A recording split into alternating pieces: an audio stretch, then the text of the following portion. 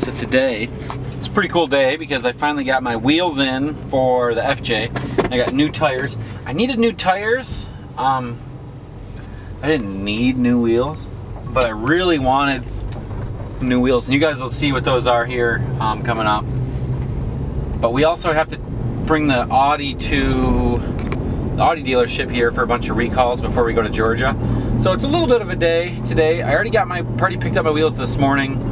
I had to take the truck to that because I got two 95/70 17s.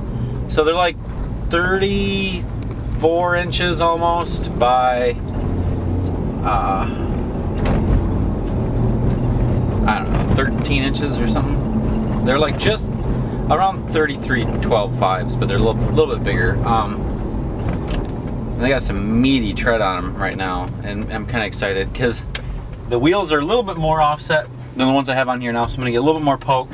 So I'm stoked. So we're gonna go drop off this car, drop off the Audi, and then a couple more errands to do, and then we're gonna swap everything out. Not too exciting of a day, but I mean not too much to do, but I'm pretty excited. All right, so the first thing I did, we dropped the Audi off, put sunscreen on because I don't want to get sunburned, probably a little bit. But all right, so now I got jacked the FJ up, swap the wheels around. So the ones that I have on here right now, they're 285/70 17s, and I got 295. These are just, the tread's a little bit lower too though. So it's got some meats on this. I got these now so I could still sell these for a decent price. They still have plenty of tread on them. Like they'll still work just fine. I just wanted to get something new. I really wanted the Rotiforms since they came out. I finally just said screw it. I finally just did it. So, oh man, the FJ is just covered in bugs and just bug slime, and it is just sad. Look at all those bugs. We've been fishing every night, and it's just bugs central, man. So, all right, I'm gonna do this. I'm gonna wash it. I still gotta fish tonight too, so. We'll get started on this real quick. It should be pretty straightforward. I mean, literally, we're just same thing as rotating tires, so it'll be fine. Yeah.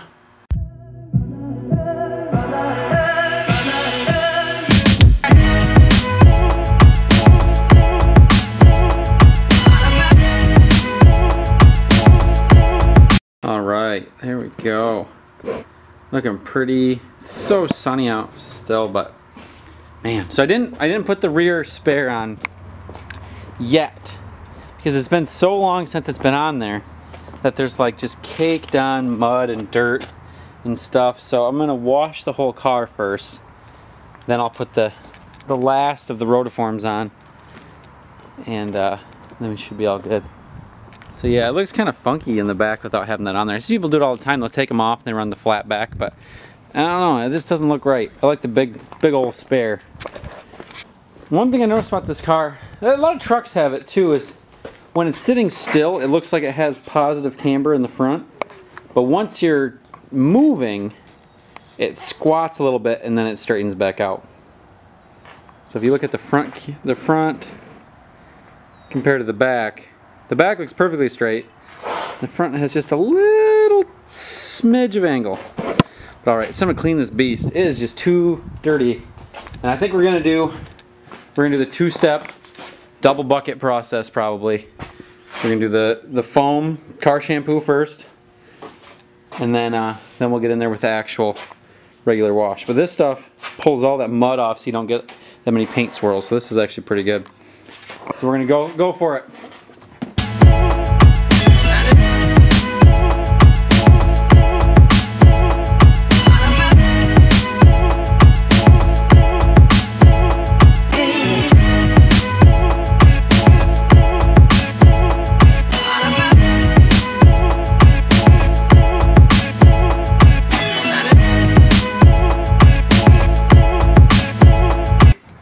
Today we're gonna put coilovers on Ross's car.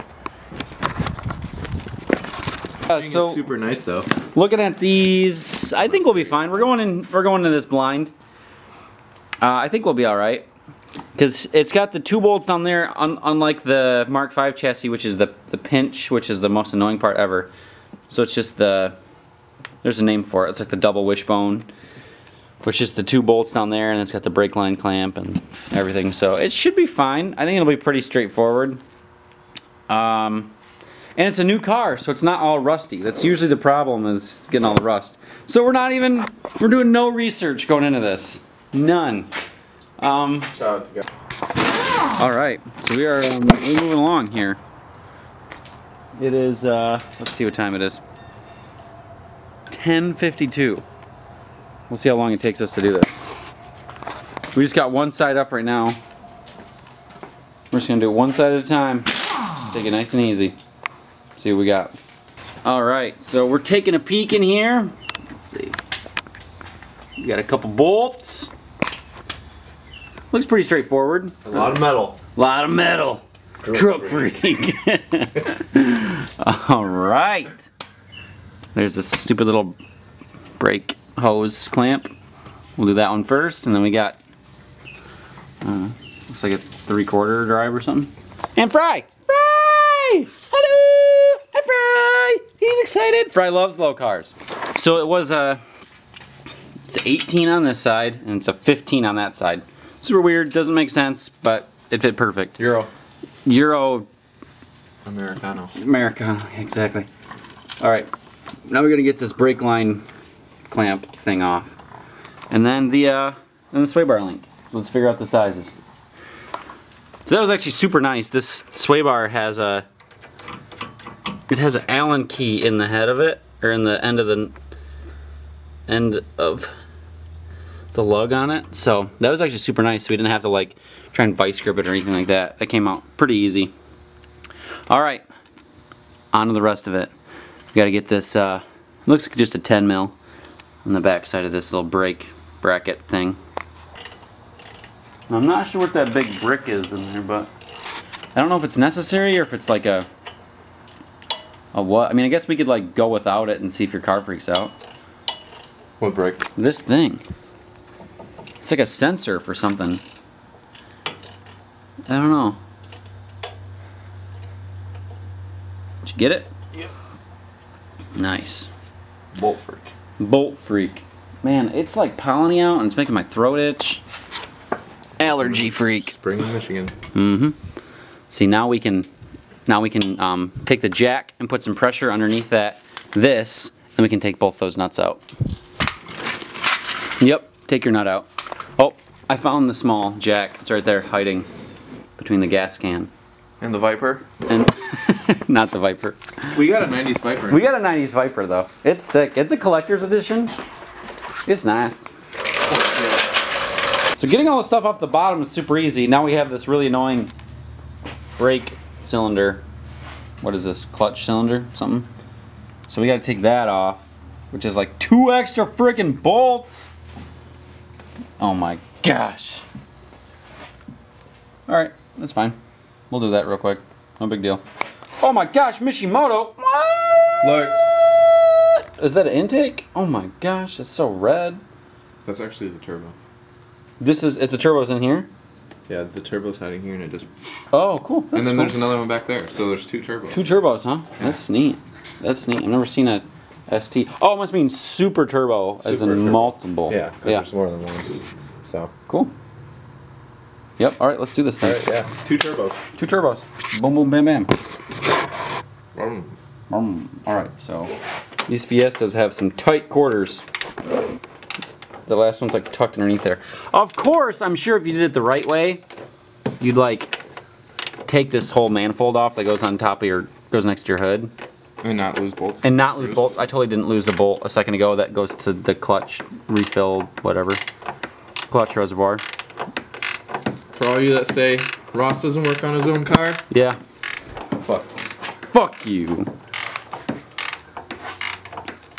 This is probably going to be all in one video with me doing the FJ wheels and everything. Video going. Alright, so Ross is on the last bolt for this. I'm just holding the tower up for him. It's pretty sweet. It's, we're doing fine. It's actually going very smoothly. Having a car that's not covered in rust is super nice. people that aren't in the Midwest, they don't realize how much it sucks that everything rusts so fast. Like your nuts and bolts happen first, and you just can't take things on and off, and it sucks. But yeah, we're just we're doing this. It's only taken like half an hour, 45 minutes to do this one side. But no, that's. I mean, it took like 5 or 6 hours to get the first. No, not probably 3 or 4 hours to get the first on the Audi, just because I had to go get different tools and parts and stuff like that because it was so annoying. Let's throw the new one in and we'll see what happens. All right, so we're gonna put these on that one because that comes with its own. So we're good. Ain't that right, Fry? Dude, your Diet Coke's getting wet. No, it's gonna get more water down than it already is. Dude. Screwed. Can't have that acid rain in my Coke. Nope. Dude, we are hilarious. Alright. Hi, camera. Alright, so I'm going to hold this in, and Ross is going to try and thread these boys up. Thready boys. Did you find them? There's one. Oh, rip. Well, we're burrito. There you go. Wow. Right there. I know my way around a couple holes. Hold it up. I'm holding it! We're just doing a little bit, right? Alright, so we put the tower in the top, tighten everything down. So this was a 14mm bolt on top there behind that clutch reservoir. So now we're gonna go back in, tighten everything down the bottom. I'm gonna take the spanners real quick and tighten down the height setting. The preload's already tightened up there, but it should be good. Everything looks like it fits stock except for this, I don't know what this brick is right here. I'm not sure exactly what that is on this car. Some of them have like TPMS sensor relays or something, I don't know. But it doesn't have them out for it, so we're gonna run without it. See what happens. You know, live life. It doesn't look like. Hey, what towel should I use to wipe that thing off? The one that was out there. Yeah. Yeah. Oh, that's wet now? Perfect. It's wet now. Perfect. Perfect. All right, so that's one down. Everything fit. The sway bar link was, it kind of had to give it a little bit of oomph. Kind of had to force it up there, just because this is so much shorter than the stock one. I'm sure you can get like adjustable aftermarket struts, but Ross is gonna do. He wants to do a little bit of like autocross and stuff with it, so it's better to keep the sway bar on. Maybe. Maybe. I mean, why not? So we're gonna wipe down his brake caliper real quick because it's. This is how you detail a brake caliper. This is it. You take water, you put it on a washcloth. You get a Frenchie. You have a Frenchie. You hold the head down. Mm-hmm. Always hold the head down. Mm-hmm. And then you just. And we're good to go. Good to go. Kind of do a little bit of that. A little bit of this, a little bit of that. No big deal. And there was a dog farting. All right, so putting the wheel back on. We're gonna have to. Man, look at that fitment already, without any fucking weight on it. You're gonna be like, fuck! How am I supposed to drive this car? I want this motherfucker to scrape. You don't say that. Ford performance. Poured performance. Poor performance. No, it's perfect. It's beautiful. Wow, just noticing all the swirls in my.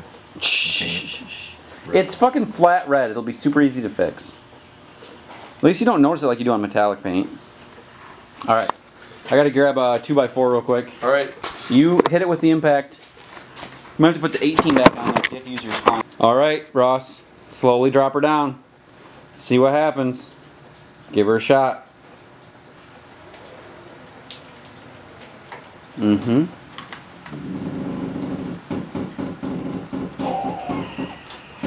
Oh, baby. We might need to come up a little bit. You got. I think we need to go lower. Dude, how are you gonna? I mean, like, as long as you can turn, that's pretty meaty, dude. That's pretty meaty.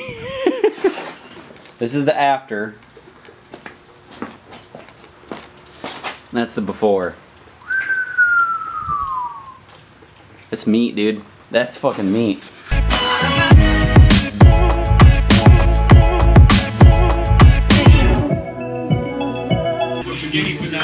Alright, so the second one took us like 20 minutes to do it in and out. We just did it really quick without doing too much video. One thing that worked a lot better is we actually so I put this in before anything else, and it wasn't too bad to throw everything else in. The sway bars are a little bit tight right now, just because of the aftermarket, shorter coilovers, but Ross is rinsing down his brake pads, brake calipers. All right, everything seems tight.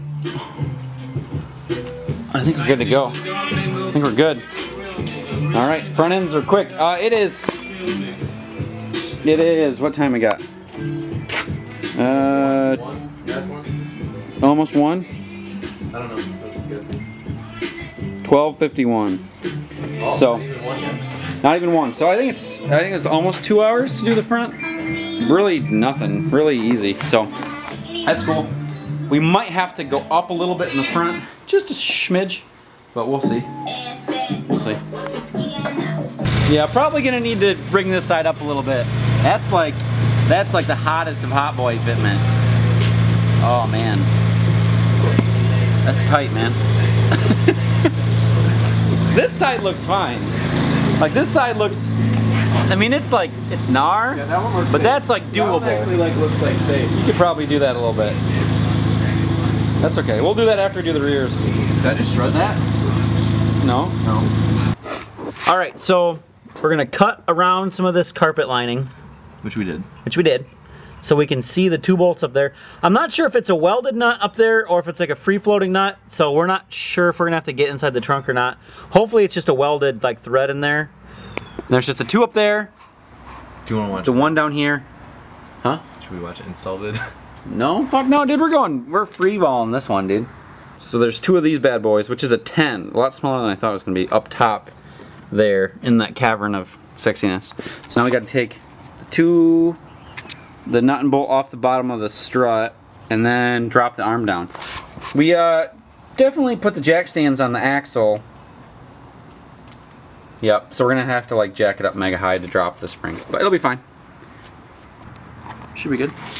So we're hand threading the rear strut in at the moment.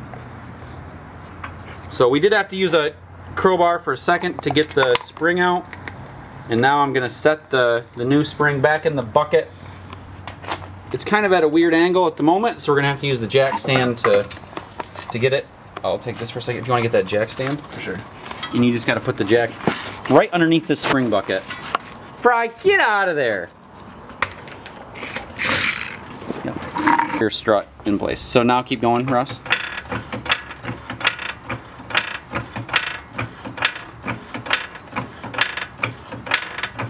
So this is a 15 mil bolt, so keep going, we're almost there. Keep going, about an inch left. Yep. Keep her up, keep going.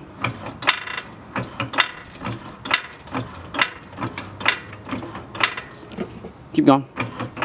A little bit more. A little bit more. A little bit more. A little bit more. Almost. Almost. Alright, that's good right there. Wherever that bolt went. You know where that long bolt went? Where'd it go? I'm probably sitting on it. Here it is. Yep. So it's a 15 mil. It's right in the back. This one is cool because the nut is welded. And on top too, they're 10 mil bolts and it's welded, so you don't have to worry about loosening them up from the top, which is real nice. So you don't have to take your trunk apart. Trunk freak. That's right. Where you're at? You just scrape everywhere. You can. I scraped stock type with this thing like. All right, boys. All right, boys. So the front is a little tight. We might. I think we're gonna jack it up and adjust it a little bit. But the rears are like perfect. We went with just like they had it set up when we got them. So there's the thread plate and then the 2 rings. We left both those 2 rings on there, and the front is just a little too hot boy. If you have any speed, it'll just crunch.